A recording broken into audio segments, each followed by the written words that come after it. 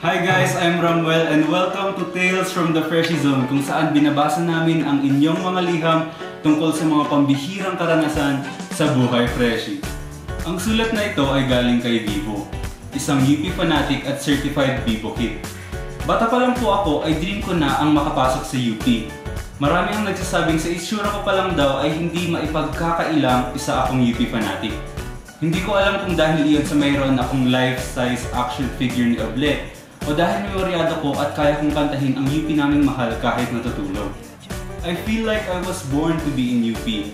Kaya naman, laking tuwa akong nang makapasa ako sa UPCAT at makaapak sa lupain ng pinakamamahal kong universidad ng Pilipinas.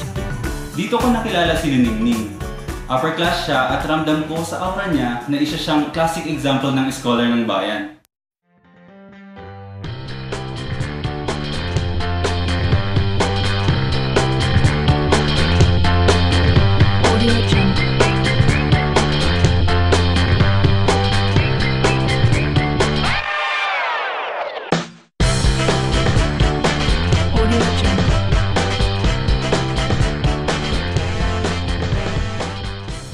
Niligtas ako nila Ningning sa kamuntikan kong hindi pag-graduate on time.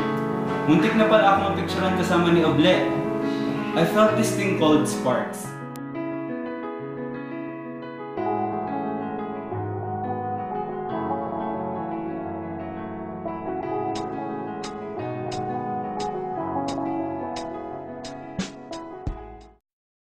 Puzzled man ay umalis na rin ako at nagpunta na sa klase ko.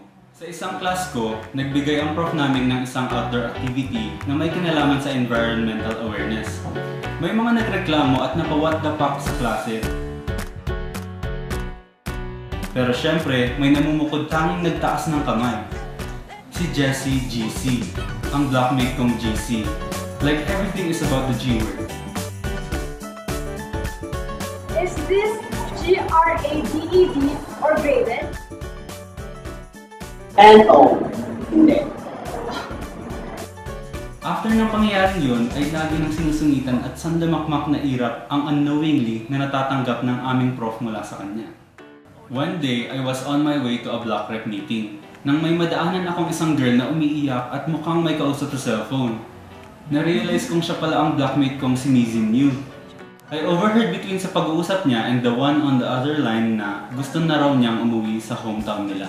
Nasabi rin niya na hirap daw siyang mag-adjust sa environment ng school because of strict professors na ang iba ay napakabilis mag-lesson na tipong basa clip next na lang sa kanilang PowerPoint. At tila naka-fast forward raw ang bawat galaw. Talamak din daw ang paggamit ng foul words at S-word here and there. At ang guard na nagsabi sa kanya ng magpakasaya ka na habang pwede pa.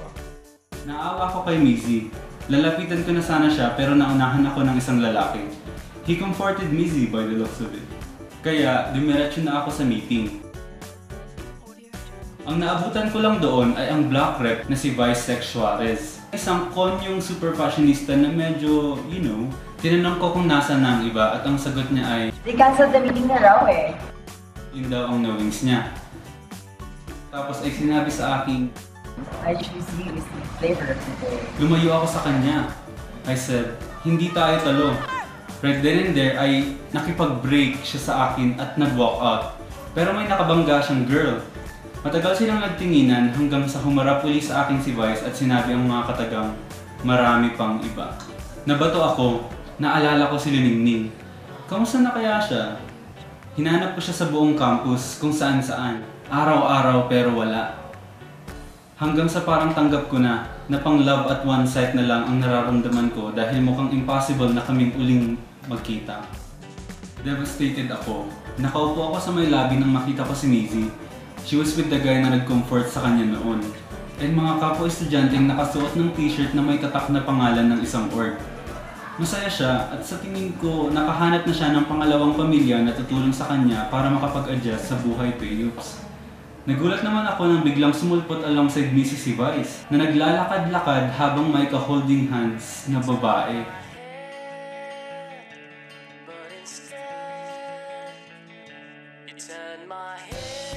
Lumapit ako sa kanila at mas nagulat ako na makilala ang kasama niya. It was the same girl na nakabunggo niya. Binati ako ni Vice, nagpasalamat siya. Kung hindi raw dahil sa akin ay hindi niya makikilala ang girlfriend niya. Found out na bisexual pala siya at naghahanap lang naman daw ang mga gaya niya ng mga taong tatanggap at iintindi sa kanila. A few days after, I opened my Facebook sa pag-asang naroon ang hinahanap ko. Pero iba ang nakita ko. I saw Jessie's post saying, "Save the trees, boycott this mall," at marami pang iba na patungkol sa pagliligtas ng kalikasan. I hope and think na hindi na niya ito ginagawa dahil sa grade. Patuloy lang ako sa pagbabrowse nung may tumawag sa pangalan ko. It was Ming.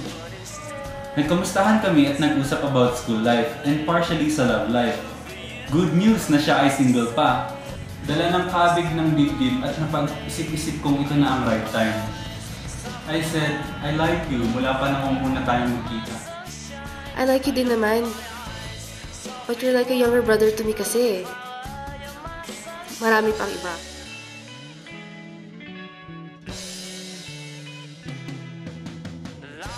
Wasak na wasak po ako dahil pakiramdam ko ay na-friend zone ako.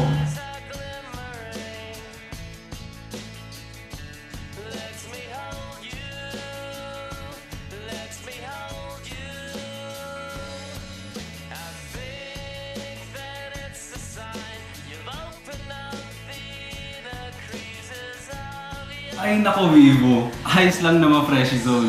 Mayroon pa namang next year kapag hindi ka na freshie. Baka level up ka na into friend and eventually makarating sa gusto mong marating.